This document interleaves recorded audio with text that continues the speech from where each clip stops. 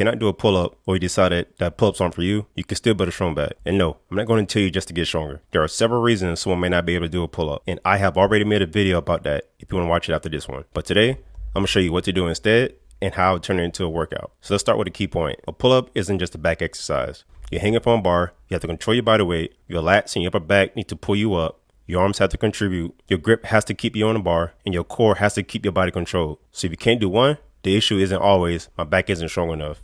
Don't take my word for it. Here's a simple test that you can find out for yourself. Don't try to force a pull-up. Instead, just grab a pull-up bar and see how comfortable you are from hanging from it. Now ask yourself these questions. Can you hold yourself there with control? Can you keep your shoulders from completely collapsing? Can you maintain good body position? And most importantly, does it feel good? If hanging feels uncomfortable or painful, don't force it just because someone on the internet says pull-ups are mandatory. Now ask yourself another question. When you do pulling exercises, what gives out first? Your grip, your arms, your back, or do you simply feel like you just can't move enough weight? That answer is going to tell you where to start. But now, here are some good alternatives if you cannot or you just don't want to do pull-ups. For most people, my first choice is the lat pull down. Why? Because you can train a vertical pulling motion without having to move your entire body weight. And you can adjust the weight. Let's say you weigh 200 pounds.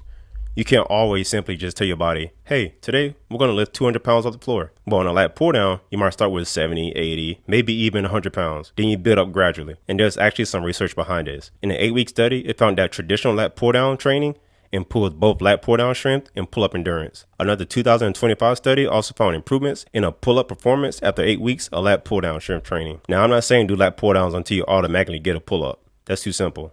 What I'm saying is that lat pull downs is a very practical way to train the muscles and pulling strength involved in a pull up. So here is how I will program the lat pull down. Do 3 sets or 8 to 12 reps. Now, when you can hit the top of that range with good form, increase the weight slightly. That's progressive overload. But I won't stop there. I'll also add some type of row.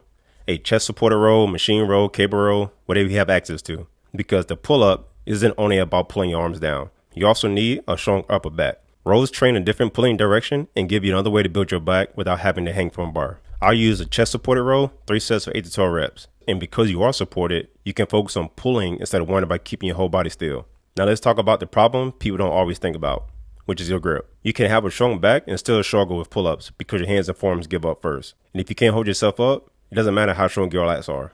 So add something simple. You can use farmer's carries. Me personally, I like to do farmer's carries, suitcase carries, trap bar carries. All you gotta do is just grab a pair of heavy dumbbells, stand tall, and walk. Don't let your shoulders collapse. Start with 2 to 3 rounds or 20 to 40 seconds. You don't need some crazy grip workout. Just give your hands a reason to get stronger. And if your goal is specifically to eventually do pull-ups, grip training can be useful because you're training the ability to hold on to something while producing force. Now here's where things get interesting. If your goal is, I don't care about pull-ups, you can stop right there. Lat pull downs, rows, grip work can give you a very solid pulling program. But if you're saying to yourself that you actually want to do a pull-up someday, I just can't do one right now, then I will add assistant pull-ups. You can use an assisted pull-up machine, resistance bands. Now you're practicing the actual movement because getting stronger at pull downs doesn't automatically teach your body how to control itself while hanging from a bar. You're training strength with the pull down, but you're training the actual skill of the pull up with the assistant pull up. Those two things can work together. So let's put this all together. If you can't or you don't want to do pull ups, here's a simple back workout I use. Exercise 1, lat pull down. Do 3 sets of 8 to 12 reps. That's your main vertical pull. Exercise 2, do chest supported rows. 3 sets of 8 to 12 reps. This builds your upper back through a different pulling pattern. Exercise 3, do farmer's carry. 2 to 3 sets or 20 to 40 seconds. This gives you some grip work.